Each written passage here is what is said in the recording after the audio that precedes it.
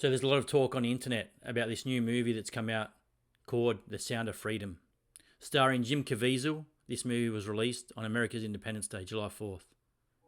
It's sad, it's sickening, this movie shouldn't exist, but unfortunately it does.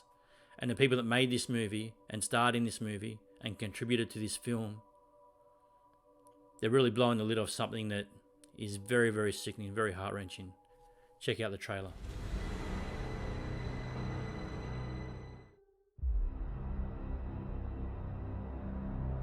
How'd that make you feel? Giving a child his freedom. Felt good. You have been at this for 12 years. My country 'tis of thee. Why are you doing it? Sweet land of liberty. Because God's children are not for sale. It is the fastest growing international crime network that the world has ever seen. For Homeland Security, you know we can't go off rescuing Honduran kids in Colombia. This job tears you to pieces. And where my fathers died. And this is my one chance to put those pieces back together. Land of the Pilgrims' And yet somehow you have failed to bring me one real-world lead.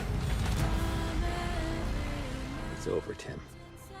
Close up and come back home.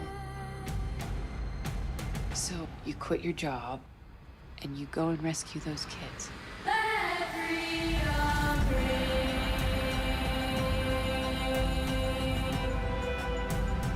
Let freedom ring. South of that river is all rebel territory.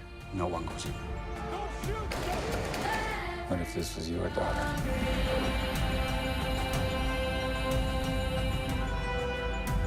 So, she's gone.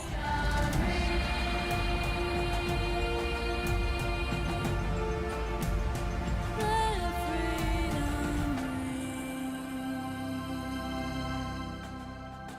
Hear that? That's the sound of freedom.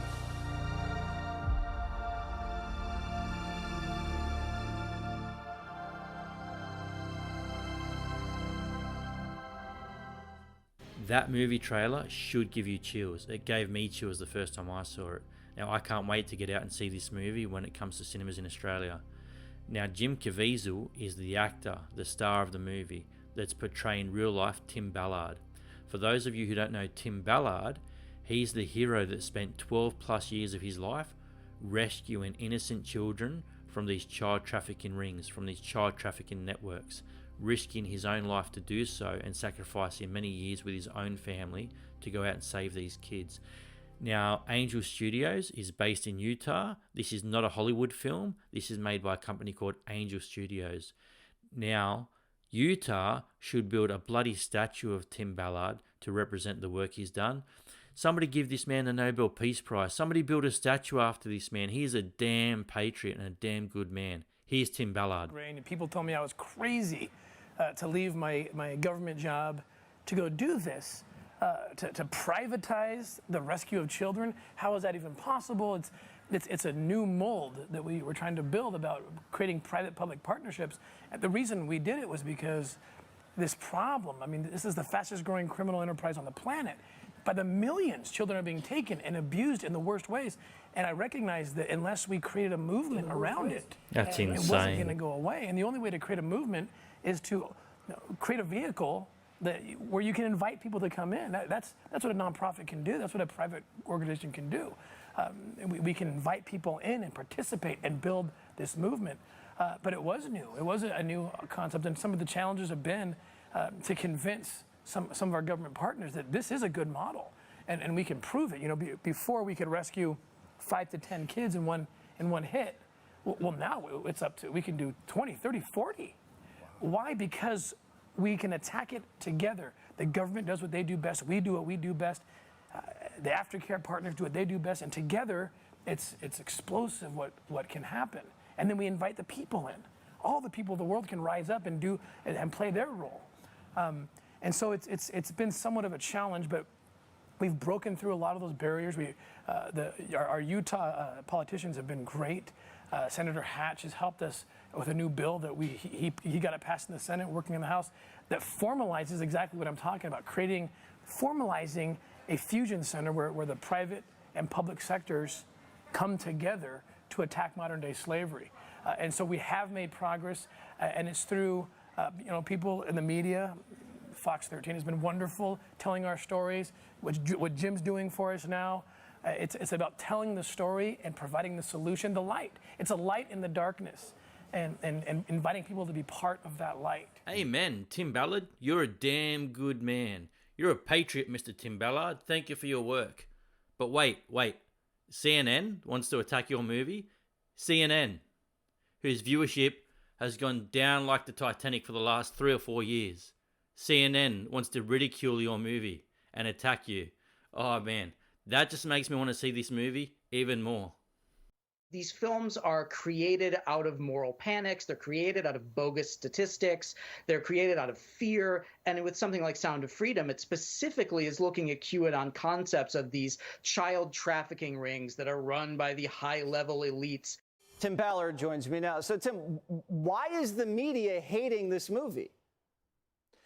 I can't understand it. The film was made, produced, written like 5 years, 6 years ago, way before anyone heard the name QAnon. I still don't even know what QAnon is. In the meantime, they're trying to connect it to some conspiracy when, in fact, like you said, this is a true story. These are real kids. I mean, these kids are my friends. They're young adults now, the ones that were rescued. They're going to come out soon and tell their story. It's going to be very awkward when the mainstream media comes after these kids next and accuses them of being part of some conspiracy when, in fact, they were rescued from a life of rape. It's the most bizarre thing I've ever seen in the media, perhaps. I mean, this publication says The Sound of Freedom is a superhero movie for dads with brain worms, and that it fetishizes the torture of its child victims. Is that what the movie does? It absolutely does not do that. It tells a story based in truth.